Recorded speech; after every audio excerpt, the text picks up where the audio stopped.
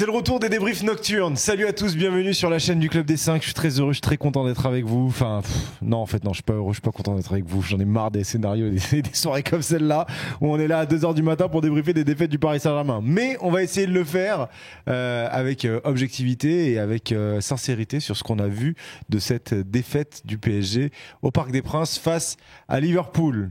Yacine Amened est avec nous. Salut à tous. Ça va ? Moyennement. Yacine qui n'était pas prévu. Puis je lui parle, je vois après le match, je fais mais en fait t'es dispo en fait. Bon bah ok, tu vas peut-être venir alors. J'ai du temps la nuit en ce moment. Oui, de Cherchour. Bonsoir Romain, bonsoir Yacine, bonsoir à tous. Ça va ? Ça va très bien, très content de retrouver Yacine. Ça faisait longtemps que vous n'avez pas fait des émissions tous les deux ensemble. En fait, il faut dire la vérité aux gens. C'est que Yacine commençait à écouter un peu toutes les émissions qui commençaient à circuler. Il était très très énervé. Et il a dit faut que je me confie. Je lui ai demandé si c'était une thérapie. Bah viens dire il m'a dit non, parce que thérapie ça voudrait dire que j'ai envie de défoncer tout le monde, c'est pas le cas. Viens donner. On va peut-être avoir un Yacine positif aujourd'hui. Viens donner ce que tu as dans le ventre.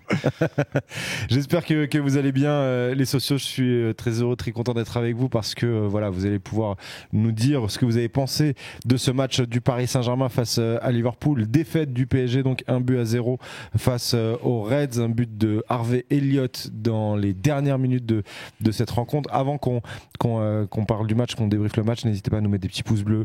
Vous êtes avec nous sur YouTube. Tous ceux qui sont en podcast, si vous avez des commentaires à faire, vous pouvez les faire soit sur votre plateforme, il y a des plateformes comme Spotify par exemple qui ouvrent les commentaires. Sinon, vous venez sous la vidéo YouTube pour débriefer avec nous pour que votre expérience d'après-match se prolonge avec la communauté du Club des 5. On a mis un hold-up cruel, Walid. C'est un hold-up ? Ah oui, c'est un hold-up. Il n'y a pas d'autre mot. Quand on voit les statistiques, quand on voit ce qui se passe sur le terrain, le contenu, le nombre d'occasions, le nombre d'arrêts d'Alisson qui a quand même dit qu'il avait fait le match de sa vie. 9 arrêts il me semble avec 2-3 parades de très très très grande classe exceptionnelle, celle de Guevara et celle de Doué notamment. Donc oui, bien évidemment que c'est un hold-up.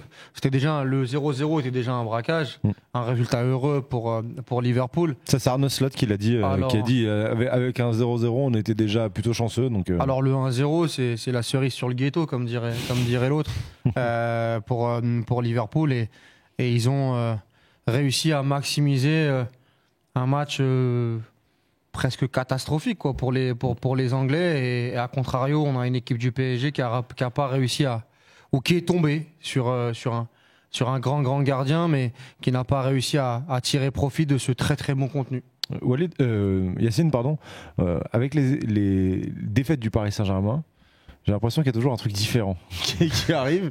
Là la sensation du soir là, cette sensation de domination, parfois de puissance même, mais la défaite, je ne sais pas si j'ai des matchs en tête du Paris Saint-Germain qui terminent de cette manière avec ce type de scénario-là. Ouais, bon, il y avait un petit peu l'Atlético cette saison. On va y venir après sur les matchs en saison. Ouais. J'avais aussi un petit peu le Real 2018, je ne sais pas si vous vous rappelez. Real 2018 là-bas, Madrid, le match aller, il y avait un peu de ça, mais bon. Mais bon, pas sous cette forme-là, pas contre un adversaire qui... Parce que l'Atlético c'est un peu différent, c'est une équipe qui aime bien subir et tout. Pas contre un adversaire qui subit pas autant. C'est quelque chose presque d'inédit. Quelque chose auquel aussi on s'attendait pas forcément que Paris domine autant. Et sur les commentaires du match, tu vois, il y a plein de choses. Évidemment que Liverpool est capable de subir. On en avait dit dans la preview, c'est une équipe qui est capable un peu de reculer pour s'ouvrir des espaces. Malgré tout, quand on voit le début de match de Liverpool, moi je pense pas qu'ils étaient venus pour subir à ce point parce que sur les premiers ballons, ils mettent le ballon devant et ils viennent très vite chercher. Et Paris a du mal pendant 5-6 minutes. Et ils trouvent la solution pour garder le ballon, pour faire sortir le bloc. Et c'est là que Liverpool recule. Donc moi je pense que la première idée de Liverpool, c'est pas forcément de subir et pas de subir autant.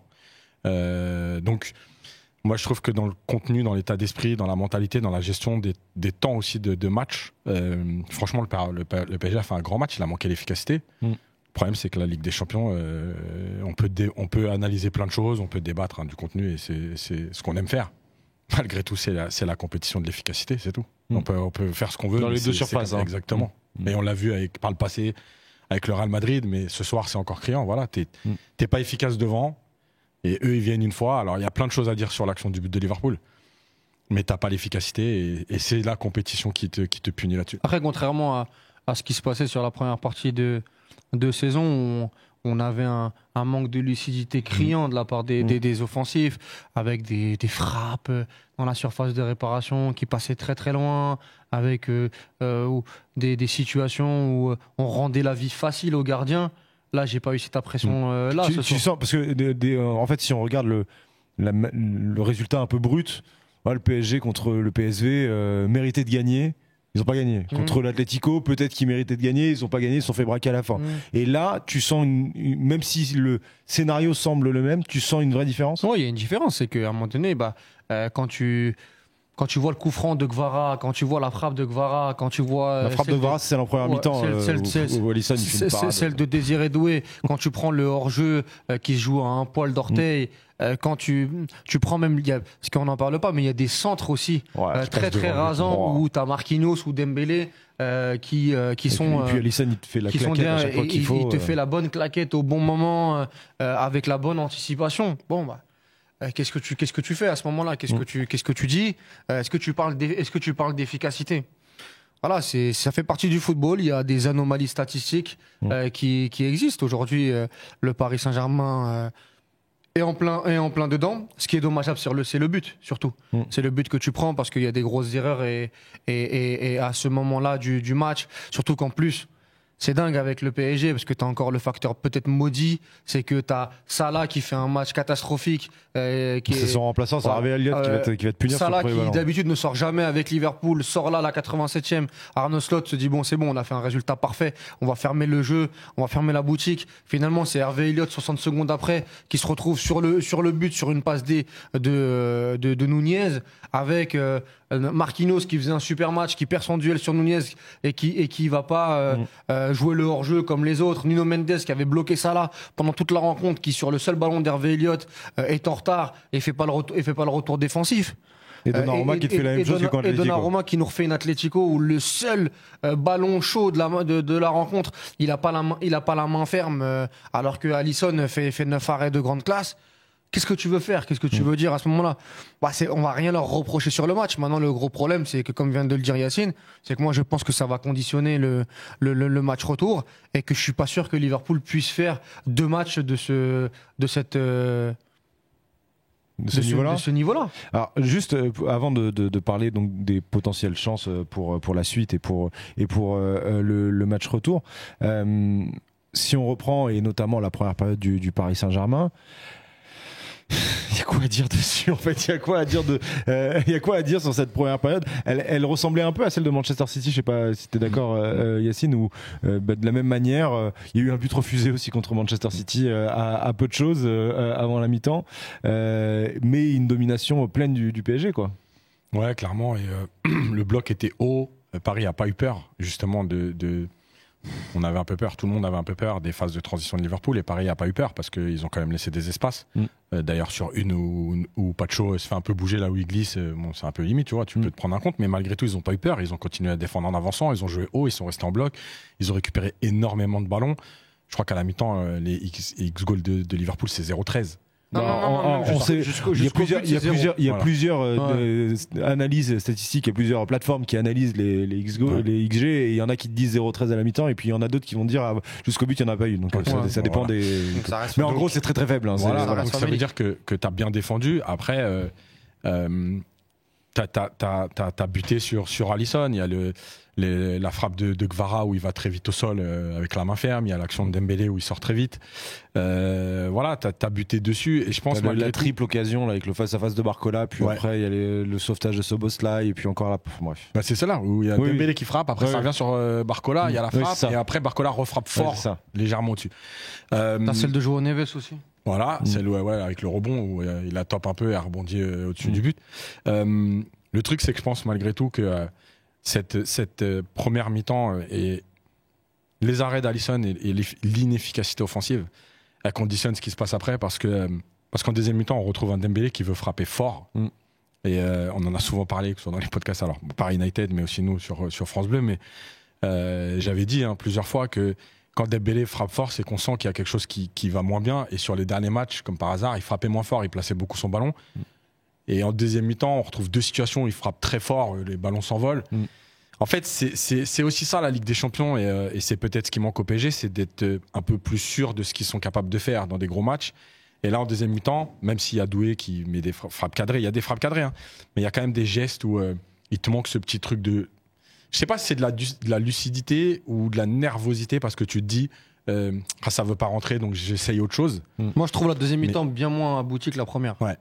Et je trouve je pense que physiquement aussi tu baisses. Après, Liverpool a réaménagé aussi un peu son attitude défensive. Moi, je trouve déjà que Liverpool défend mieux en deuxième qu'en première. Parce que notamment Alexander-Arnold qui a fait un très bon match défensif. Même Konaté, au premier mi-temps, je l'ai trouvé un peu fébrile. En deuxième, il s'est remis à l'endroit. Le volume d'occasion, la qualité des occasions est quand même différente en deuxième mi-temps qu'en première.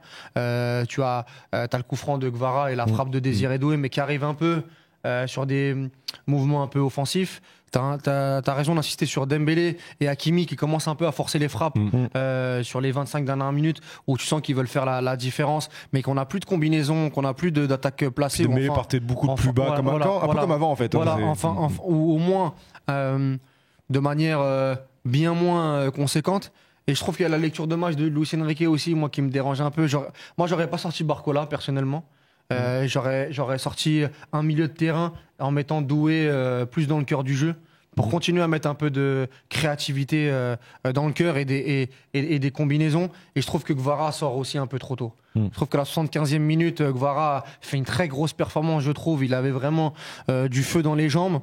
Et je trouve qu'il y a certains changements qui cassent un peu la dynamique.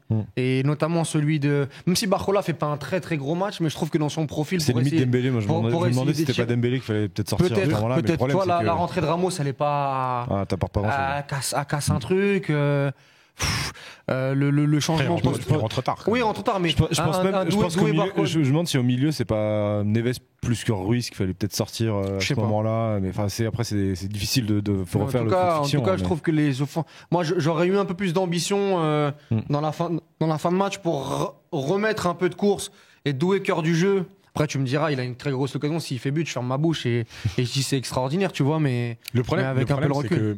Je suis d'accord avec Walid, mais le problème, c'est que encore une fois, on est obligé de tenir compte que c'est un match aller-retour. Et à ce moment-là du match, est-ce qu'il se dit pas, bon, est-ce que remettre de la folie et se mettre un peu en danger, est-ce qu'il veut pas, tu vois, assurer en se disant, bon, mine de rien, tu as quand même maîtrisé le tempo du match pendant 75 minutes au moment des changements. C'est toujours compliqué. Malgré tout, je pense, sur les derniers matchs, et notamment depuis City, je pense que sur la deuxième mi-temps, l'analyse, c'est effectivement qu'il a manqué un peu de folie. Tu vois, Paris avait le ballon, ils ont essayé de combiner, ils ont essayé d'avoir des occasions. Mais même, tu vois, l'ambiance du parc, je trouve qu'on l'a plus ressenti, par exemple, contre City. Et je trouve que les joueurs n'ont pas assez amené le public avec eux. Il y avait une belle ambiance. En première mi-temps, ils ont essayé Dembélé deux, trois fois. Voilà. Et ça a suivi, mais tu sens qu'après, le public, il ne suit pas parce qu'il n'y a pas cette folie. Tu sais, tu les suis, mais bon, il y a un truc qui reste, tu vois, qui reste là. Et comme le dit Walid, c'est que on le voit dans la façon d'attaquer, c'était plus des actions où il y avait vraiment des combinaisons. Tu vois, c'était la frappe, c'est pas un exploit individuel, mais presque, c'est-à-dire qu'il fait tout seul, il va de côté, il rentre, il frappe. Bon, voilà, c'est pas une combinaison. C'est pas des créations d'occasions faciles. Moi, je pense qu'il fallait changer quelque chose sur les milieux relayeurs, parce que je trouve qu'ils font un bon match, globalement les trois, mais que par rapport au match de Ligue 1, il y avait moins de projections dans la surface de réparation au fur et à mesure des rencontres. Je te parle en deuxième mi-temps, alors que le surnombre et la force du PSG, c'est d'arriver comme ça à le lancer, que ce soit Fabien Ruiz, parfois même Vitinha ou Désiré Doué ou João Neves. Parce que je pense qu'ils avaient peur de transition. Ils se disaient, bon, il faut peut-être pas trop y aller à 0-0. Juste, il m'a fait penser à PSG Real Madrid, moi, ce match. Lequel? Le but d'Mbappé à la dernière minute. Ah, celui ouais. Oui, c'est possible aussi. Où tu es clairement au-dessus, le Real fait un match cataclysmique. Avec Benzema blessé, tu rates le penalty de Messi. Mais tu es dans un entre-deux au fur et à mesure de la rencontre. Et au final, tu prends ce but. Juste, si on parle de Liverpool, et alors ça sera peut-être axé Paris Saint-Germain aussi, mais je ne sais pas si on a vu un match de Liverpool dominé dans ce registre de jeu-là depuis le début de la saison. Vous allez me dire si vous en avez un en tête. Est-ce que vous attribuez ça à un non-match de Liverpool ou au fait que le Paris Saint-Germain a trouvé ce qu'il fallait pour contrecarrer cette machine-là? Bon, pour moi, le départ, c'est le PSG pour moi. Je pense pas qu'ils avaient prévu d'être sur le parking de l'Indiana ou à Port-Saint-Cloud, quoi, à jouer de cette manière pendant 90 minutes. Non, moi je pense qu'ils ont été vraiment, vraiment bousculés et qu'ils ont été en difficulté. Et puis il y a des performances individuelles qui sont bien, bien loin de ce qu'on peut voir semaine après semaine en Première Ligue. Et ils sont tombés dans un match bourbier où à un moment donné, ils n'ont pas eu les ressources nécessaires et ils se sont dit on va laisser passer l'orage et finalement l'orage est passé grâce à Alisson incroyable, mais avec une deuxième mi-temps un peu plus compliquée et je pense qu'ils signaient pour le 0-0 et avec les rentrants, la force de la rentrée de Nunez, la rentrée d'Harvey Elliott sur la fin, peut-être qu'ils se sont dit, parce qu'il y en a toujours une dans le football, c'est un peu le poncif, et qu'il allait peut-être avoir un contre. Peut-être qu'ils ont aussi vu le Paris Saint-Germain contre l'Atlético, contre le PSV, en se disant nous on va être un peu plus mature. Et ils ont réussi à gagner ce match-là en braquant la rencontre. Mais je pense que les Reds méconnaissables, c'est pas les Reds. C'est le rapport de force qui a été gagné par le PSG pour moi. Et ça, on s'y attendait pas. Enfin, je sais pas, moi perso, en tout cas, on se posait la question. À l'aller, on s'imaginait quand même que le PSG. Que dans le registre de Liverpool, le PSG allait. Regarde dans les yeux le Liverpool quand même. Là, ils ont pas regardé dans les yeux. Oui. C'est un step au-dessus, quoi, c'est pour ça. Non, moi je pense qu'on s'y attendait pas dans ces proportions-là. Et moi je veux pas qu'on minimise ce qu'a fait le PSG parce que on nous explique depuis 7 mois que Liverpool est la meilleure équipe d'Europe, que Liverpool est capable de faire plein de choses, que Liverpool subit pas autant. Moi, tu vois, à la limite, j'aurais été d'accord sur le fait que Liverpool a décidé d'être dominé s'il n'y avait pas eu autant d'arrêts de Alisson. Mais en fait, ils peuvent pas avoir prévu quand même que Alisson sorte le match de sa vie, parce que ça, c'est pas moi qui le dis, c'est lui-même. Donc, on lui a posé la question. Est-ce que vous avez fait le meilleur match de votre saison? Il a dit j'ai probablement fait le meilleur match de ma vie. Voilà. Donc ça, tu peux pas me dire que ça c'était prévu. Donc non, ils ont été peut-être surpris. Arne Slot, il dit un truc un peu ambigu dans sa déclaration après le match. Il dit je savais que c'était la meilleure équipe d'Europe, mes joueurs l'ont découvert, un truc comme ça. Ouais, en termes statistiques, il dit en fait, il sort toutes les chiffres que Luis Enrique sort aussi. Ouais. Non, mais... et donc je pense que peut-être que les joueurs se sont dit c'est un match aller et qu'ils étaient peut-être pas prêts à voir un PSG capable de venir les chercher très vite, de rester là-haut, de jouer haut, de défendre en avançant, de laisser quand même des espaces. Voilà, je pense qu'ils ont été surpris, je pense qu'ils ont subi et qu'ils n'avaient pas décidé de subir autant. Et tout ça, c'est grâce au PSG, c'est pas une faiblesse de Liverpool. Tu parlais de perf individuel qui t'avait déçu, tu penses à qui? Moi, il y en a beaucoup. Moi, quand je vois le milieu de terrain, hormis Gravenberch qui a essayé un petit peu de sortir la tête de l'eau, mais McAllister a été en grande difficulté. Moi, je trouve que le match de Szoboszlai, voir ce joueur avec ballon c'était compliqué, mais était sur une bonne dynamique puisqu'il avait fait un gros match contre Manchester City, mais le voir la qualité technique de Szoboszlai ce soir, qui doit être le numéro 10 et le meneur de jeu de la meilleure équipe d'Europe, ça fait quand même froid aux yeux quand tu vois le match, parce que des contrôles, des passes, des transitions saccagées, parce que au fur et à mesure de la rencontre, ils ont eu des spots pour essayer de sortir. Il y a 2-3 situations qui arrivent vraiment Liverpool où ils peuvent sur des, on va dire en une de touche, ça peut faire 3 contre 3 rapidement sur la bonne passe. À aucun moment ils ont réussi à le faire. Bon, Mohamed Salah c'était son cousin ce soir, il a été transparent et il est passé complètement à côté. Luis Diaz décevant. Non, il y a en fait, tu peux pas dire que le plan de Liverpool c'était ça à partir du moment où tu as 9 arrêts du gardien adverse. Si tu me dis en deuxième mi-temps, je peux l'entendre. En deuxième mi-temps, tu subis moins, tu contrôles plutôt, tu contrôles pas, t'as pas le ballon, mais tu contrôles le match. Tu défends mieux. Moi, je trouve que t'as les 2 vigiles derrière qui coupent. Tu vois, il faut un exploit individuel pour marquer. Bon, ok. Par contre, en première mi-temps, il y a quand même ils sont étouffés, les mecs. Le contre-pressing, à aucun moment, tu vois, sur des situations basiques, si t'arrives pas à sortir un ballon. Il y a des sorties de balles du PSG qui sont. J'en ai une en tête où il y a Vitinha qui est dans la surface, qui temporise vachement dans la surface parisienne, hein, qui temporise vachement, qui finalement arrive à se retourner et puis arrive à. Mais même sur le côté athlétique, les côtés athlétiques, les duels, les zones de terrain quand même assez importants. Ouais, mais il y a eu très peu. Ils ont pas été chercher haut le PSG. Il y avait quand même des intentions de jeu qui étaient très décevantes. Hein. Mais bon, ils ressortent. Gagnant de ce match, hein, c'est la beauté du football. Hein. Vous avez parlé d'Alisson, je sais pas si on revient encore un petit peu dessus, mais c'est complètement. Enfin, quelle parade est la plus impressionnante là sur le match? Parce que est-ce que c'est les centres annihilés? Est-ce que c'est celle sur Gvara en première celle-là, elle est impressionnante. La détente, elle est complètement dingue. Parce qu'il ferme le pied au dernier moment, elle est contrée. Est-ce que c'est celle sur Doué en deuxième? Où il y va pas main opposée, il y va avec les deux mains. Non, mais la prestation globale, elle est extraordinaire.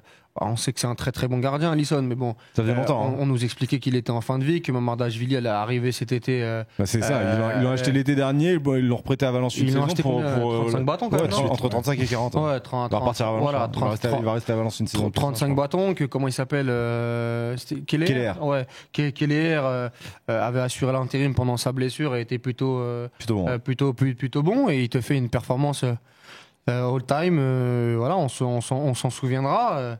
Qu'est-ce que tu veux dire? C'est bien d'avoir un gardien performant en Ligue des Champions quand même, ça aide. On a eu Manuel Neuer, on a eu Courtois à la finale contre Liverpool à Saint-Denis. Voilà, on a déjà eu ça, et ce soir ça tombe sur Liverpool, et ça tombe malheureusement sur le Paris Saint-Germain. Mais oui, tu peux pas enlever Alisson de l'analyse du match, quoi, pour moi. C'est vrai que c'est très compliqué. C'est très compliqué. Il a été élu homme du match. Oui, il a été élu homme du match, c'est vrai. Ce qui est après aussi fou, c'est le contraste avec. On est obligé de parler de Donnarumma un peu, quoi. Le contraste, c'est que Donnarumma, il en a une, quoi. Et il prend un but similaire il y a 4 mois. Ouais, c'est vrai qu'il y a le côté cruel, récurrent. hein. Il y a le côté récurrent. Malgré tout, sur le but, il y a quand même beaucoup d'erreurs. Déjà, avant ça, il y a Nuno Mendes qui oublie Elliott, qui revient pas sur le premier long ballon. Et je pense que, on peut se poser la question, mais est-ce que c'est le fait que ce soit plus Salah? Parce que Nuno Mendes, il fait quand même un gros match défensivement ce soir. Est-ce que le fait que ce soit pas Salah, il fait pas le retour? C'est ça qui fait qu'il se déconcentre? Peut-être, hein. Je sais pas, mais en tout cas, bon, malheureusement, il y va pas. Il y a Marquinhos qui se fait bouger, il y a Pacho qui vient resserrer dans l'axe avec Vitinha, et il délaisse tous qu'en fait complètement le côté. Et puis il y a cette passe, il y a Donnarumma qui se met à son premier poteau et qui a pas la main ferme pour détourner le ballon. C'est compliqué. Moi, j'ai échangé là vite fait avec un ancien gardien professionnel qui me disait ouais, tu peux lui en vouloir parce qu'en fait, on attend aussi de ces gardiens-là qu'ils soient décisifs parce qu'il a que ça à faire. Maintenant, tu es obligé de tenir compte qu'il a passé 90 minutes à rien faire et que lui, il me disait que même mentalement, voir le gardien adverse qui fait parade sur parade, bah, en fait, nerveusement, c'est compliqué. Ça te met une pression. Ouais, ça te met une pression. Le fait de ne pas toucher de ballon, le fait de voir le gardien adverse briller, ça ne veut pas dire que ça explique tout. Hein. C'est ça, plus ça, plus ça. Les erreurs de la défense, voilà, sa main. Et le problème, c'est que, malgré l'explication que je donne là, le problème, c'est comme tu dis, c'est que c'est quelque chose qui est déjà arrivé. Voilà, il y a eu ça là. On peut se rappeler aussi de la frappe de Coman avec le Bayern, c'est un peu la même.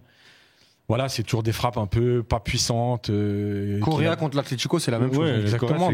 T'en as as 3-4 sur les dernières années quand même. Ça commence à faire beaucoup. Ça veut dire que, ok, l'explication, elle tient la route, il n'y a pas de problème. Je suis pas gardien, donc je vais pas me mettre à la place des gardiens. Mais quand c'est quelque chose qui vient souvent, là, un peu le même type de frappe, la même puissance, c'est-à-dire que c'est pas une grosse frappe, et que t'as à chaque fois pas la main ferme, ben malheureusement, on est obligé de parler de toi. Alors, on va parler de ce qu'on voit potentiellement sur. Juste sur très rapidement sur Donnarumma, moi j'ai quand même l'impression que c'est un gardien qui a besoin d'avoir un volume de frappe pour se mettre dedans. Conséquent. Non, mais pour avoir, même s'il va prendre un but ou deux, mais sur 10 frappes, tu vas dire, ah purée, Donnarumma, il a fait un. C'est chiant s'il prend un but ou deux par match. Ah, mais il en a. Et c'est en fait avec un volume de match qui peut être un gardien, un volume de but, pardon, où il peut être un gardien spectaculaire, où il va te faire une parade ou deux. Tu vois. Et ça, le problème, c'est est-ce que ça va ça va avec une équipe protagoniste. Non, avec une équipe comme le PSG. Où tu dois avoir juste, où tu dois être là au moment où il faut. Si on regarde bien, c'est avec l'Italie quand tu souffres, des gros matchs où il y a des séances de tir au but, où tu dis purée, Donnarumma contre la Croatie, il a eu 18 arrêts à faire, heureusement qu'il est là, parce qu'il a du volume, il a du rythme. Est-ce qu'avec le PSG, on lui demande certains points, la même chose en Ligue 1. Souvent, le PSG, on a dit, le PSG, ils ont un volume de frappe qui concède beaucoup trop important. Là, il rayonne quand la semaine dernière contre Lyon sur une fin de match un peu folle, spectaculaire. Ah purée, il est contre Lens où il fait une grosse erreur sur un but hors jeu, mais il souffre un peu le PSG. Et là, il est là, il a besoin d'être happé. Et ça soulève quand même un gros problème là-dessus, parce qu'au-delà de son jeu au pied, sur une équipe comme Luis Enrique, est-ce que si tu me dis qu'il peut être même miné sur une performance du gardien adverse, c'est quand même problématique pour le très haut niveau. Alors là, c'est pas lui, hein, c'est pas lui, mais c'est une attitude que les gardiens peuvent avoir. Si ça peut rentrer en compte, est-ce qu'il est fait pour ce type de, est-ce qu'il n'est pas fait pour une équipe qui souffre? Mais ça, par contre, je suis d'accord sur le fait que est-ce qu'il est fait pour une équipe qui va subir 3 situations dans le match. Non, mais j'en parlais avec Tidjani là récemment, qu'il le disait. Moi, je suis d'accord avec lui là. Ouais, c'est vrai. C'est alors, l'aspect qualif, on va en parler dans la dernière partie de l'émission avec Winamax parce que on va pouvoir illustrer nos propos et nos visions potentielles de la qualif via les codes. Donc c'est la dernière partie de cette émission. On va pouvoir mettre le petit bandeau jaune de Winamax. On vous rappelle que jouer comporte des risques. Il faut faire attention aux mises que l'on met et que toutes les mises qu'on met sur un site de paris sportif doivent être considérées d'abord comme perdues avant de comme ça les pertes paraissent moins grandes si on les a déjà en tête. Il y a les cotes qui sont déjà prêtes pour le match face à Anfield qui sera donc mardi prochain, dans 6 jours, ça va arriver très très vite. On a des visions un peu différentes sur le plateau, donc ça va être intéressant. Walid, qu'est-ce que tu vois, toi, et est-ce que tu vois le PSG faire l'exploit là-bas? Non. Pour moi, si le Paris Saint-Germain va gagner là-bas en se qualifiant, ce sera l'un des plus gros exploits de leur histoire, voire même tout en haut, parce que les stats démontrent que aller s'imposer à Liverpool après avoir perdu le match aller à la maison, c'est quasi impossible, c'est quasi nul. Il faut mettre Ils sont forts le PSG quand il y a des situations qui sont quasi impossibles. Il faut avoir un écart de 2 buts en 90 minutes pour les sortir, ou aller chercher une victoire en 90 minutes pour les taper en prolongue ou au tir au but. Ou au tir au but. Voilà. Donc voilà Donc toi tu vois même la victoire de Liverpool, même à 90. Moi je pense que le PSG avec tout ce qu'on a dit de bien, a loupé sa chance. En tout cas, il y avait une vraie opportunité ce soir de tuer la double confrontation, mais de prendre au moins une avance. Ils l'ont pas fait. Moi, je pense que ça va booster cette équipe de Liverpool. Je pense que Salah ne peut pas faire le même match. Je pense que les milieux de terrain non plus. Je pense que le contexte Anfield. On parle beaucoup de Mondjouk par rapport à l'année dernière. T'avais perdu à l'aller, t'avais gagné au retour, mais bon, il y a aussi le carton rouge qui fait que. Moi, je pense que hors dinguerie. Si ce match-là se passe normalement à 11 contre 11, je vois pas le PSG mettre 2 buts d'écart à Liverpool dans le contexte d'Anfield. Donc je pense que le PSG va se frustrer à un moment et que Liverpool va être beaucoup plus efficace. Et tu fais bien de parler de Mondjouk parce que les stats sont pas les mêmes et les ambiances qu'il génère ne sont pas les mêmes, mais la situation mathématique est exactement la même puisque le PSG avait perdu par 1 but d'écart au Parc des Princes au match aller face au Barça et donc devait à la base il devait gagner par 2 buts d'écart en 90 ou en mettre 1 et aller en prolongue. Et Liverpool dans les gros matchs de Ligue des Champions n'a pas perdu à la maison la même depuis très longtemps. Depuis très longtemps. Ouais. Yacine, toi tu vois la qualif du Paris Saint-Germain. La qualif du Paris Saint-Germain, elle est cotée à 4. Donc ça, qualif du PSG, c'est pas forcément la victoire du PSG en 90 minutes, c'est la victoire du PSG, elle est à 2,95. La qualif, c'est le PSG qui se qualifie soit en 90, soit en prolongue, soit au tir au but. Vas-y, vends-nous le truc.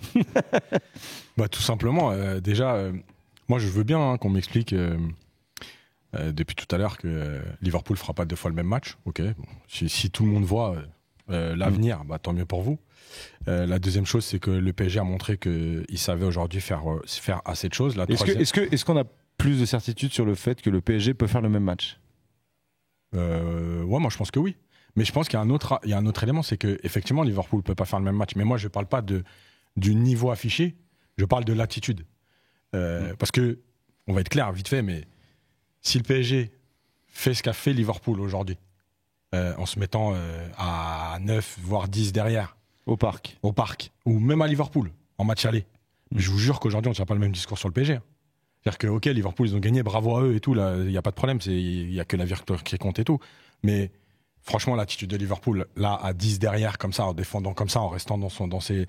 Même si le PSG a poussé, moi, je suis désolé, si le PSG fait le même match, ça m'étonnerait qu'on soit. Pas élogieux, parce qu'on n'a pas été, mais. Qu'on soit un petit peu positif. Mais malgré tout, je pense que Liverpool sera unanime obligé. sur Liverpool. Sur Oui, le fait non, que... je suis d'accord. Ouais. Mais ils ont gagné, donc on va dire que la pilule elle passe, mais voilà. Mais bref, moi je pense que Liverpool pourra pas rester dans sa surface comme ça et attendre que le PSG joue. Donc automatiquement à Anfield, il va aussi y avoir plus d'espace. Et ce PSG-là est capable quand même, on l'a vu tout au long de la saison, d'être très dangereux sur des transitions. Donc je pense que c'est plus comment le PSG, parce que c'est une équipe, j'ai pas envie de dire sans expérience, parce qu'il y a des joueurs là qui ont joué les demi-finales l'année dernière, hein, donc il y a quand même un peu d'expérience. Mais Anfield, je pense que c'est une première, l'ambiance qu'il y a à Anfield. Mais malgré tout, c'est plus de se dire, est-ce que le PSG est capable de résister un peu à cette folie qu'il va y avoir et de maîtriser. Après, honnêtement, moi, peut-être c'est mon côté supporter, il n'y a pas de problème, mais moi, je pense qu'il n'y a que 1-0 et qu'il y a largement la place pour te qualifier. Encore une fois, pas gagner 2-0, 3-0. Mais te qualifier, c'est-à-dire que si ça doit aller au tir au but, bah ça ira au tir au but. Mais franchement, moi, je vois ce PSG s'est créé, quoi qu'il arrive, des occasions à peu près partout. Donc, franchement, il y a beaucoup. Moi, je trouve qu'il y a. Tu parles de l'ancien PSG ou le nouveau PSG là ? Non, le nouveau. Le nouveau. Parce que pour l'instant, ouais, Parce que dans le nouveau, tu mets le Bayern, tu mets Arsenal, par exemple. Mais même Arsenal en deuxième mi-temps, t'as quand même pas des occasions, t'as des situations. C'est-à-dire que non, mais attention, on a fait l'analyse d'Arsenal aussi. Hein. Oui. Mais Arsenal, ils ont joué en marchant. Mais souvent, c'est pas de problème. Mais souvent, le PSG, c'est pas dingue en face. Les adversaires du PSG sont pas dingues en face, mais ils maximisent quand même. City en n'étant pas dingue du tout, a maximisé son temps fort en mettant 2 buts, tu sais pas très trop comment. Mais Arsenal, malgré tout, le Bayern Munich, là encore Liverpool ce soir. Mais les 30 dernières minutes de folie contre City, tu les maximises aussi. Oui, bien sûr. Donc moi, c'est ça. Je pense vraiment que il y a eu une approche de ce match aller, parce qu'encore une fois, on est obligé de voir match aller-retour. Il y a eu les changements en cours de match. Moi, je pense vraiment que cette équipe est capable à un moment donné de mettre la folie qu'il faut pour rendre le match fou. Et encore une fois, il y aurait eu 2-0 ce soir, je ne tiendrais pas du tout. Il n'y a que 1-0. Oui. Voilà. Et quand je vois ce qui s'est passé ce soir, moi, je pense qu'il y a des motifs d'espoir. Alors après, c'est mon côté supporter qui fait que je vois la qualif, mais la cote à 4. Mais pas complètement fou, quoi. Et moi, je termine. Je vais vous proposer le PSG qui mène à la mi-temps. Le PSG qui mène à la mi-temps, c'est coté à 3,30. Le PSG qui rentre dans son match, en fait, ça peut être aussi très Paris Saint-Germain de faire le taf qu'il faut à la mi-temps et d'être pas dans un ballottage favorable, mais d'être revenu en fait, d'être revenu au score sur l'ensemble des 2 matchs. Et après c'est 45 minutes et puis il se passe ce qui se passe, quoi. Mais le PSG à la mi-temps à 3,30, je trouve la cote plutôt intéressante. Donc voilà, comme ça vous avez des visions différentes. Yacine qui voit plutôt la qualif du Paris Saint-Germain, Walid qui voit plutôt la qualif de Liverpool. Donc c'est intéressant. Ce serait beau quand même, ce serait mérité parce que je pense que tu vas même plus loin. Si le PSG sort Liverpool à Anfield là-bas, c'est un des plus gros exploits du football français depuis très longtemps. Après, il faudra voir ce qui va se passer. Lyon, au Real, les trucs sur le deuxième match, parce que si sur le deuxième match Liverpool est bien au-dessus, ça c'est bien sûr. Mais si on a les 2 matchs, même si j'ai du mal à y croire, mais de la même manière, ce serait quand même très cruel pour le PSG. Mais juste vite fait pour finir là-dessus, mais quoi qu'il arrive en fait, ce PSG a montré quand même une progression, a montré que, tu vois, parce qu'on s'est beaucoup moqué. Je vois où tu veux en venir. Non, mais ça sera des débats s'il y a élimination. Ouais, mais ça sera un débat sur ce qu'il faut garder, ce qu'il ne faut pas garder. Tu l'as quand même fait au match aller, ce que tu as proposé aujourd'hui. Sur les dernières saisons, on a rarement vu un PSG dominer autant un adversaire, quoi qu'il arrive. Tu vois. Donc il y a quand même une progression, il y a des choses positives à tirer. Tu vois, une élimination. Après, tu domines 3 mi-temps sur 4 contre le Real Madrid quand tu te fais sortir en 2021. Il y a eu. Mais collectivement, je pense quand même que. Voilà. Il y avait des individualités, mais collectivement. Je vous sors la phrase de Vitinha qui va un peu dans ce sens, où il dit c'est dur, mais c'est maintenant qu'on va montrer le type d'équipe qu'on est. On va pas il parle de l'arbitrage, on n'en a pas parlé, je suis très fier de nous, on n'a pas parlé de l'arbitrage, c'est vachement bien. Pour moi, il y a rouge.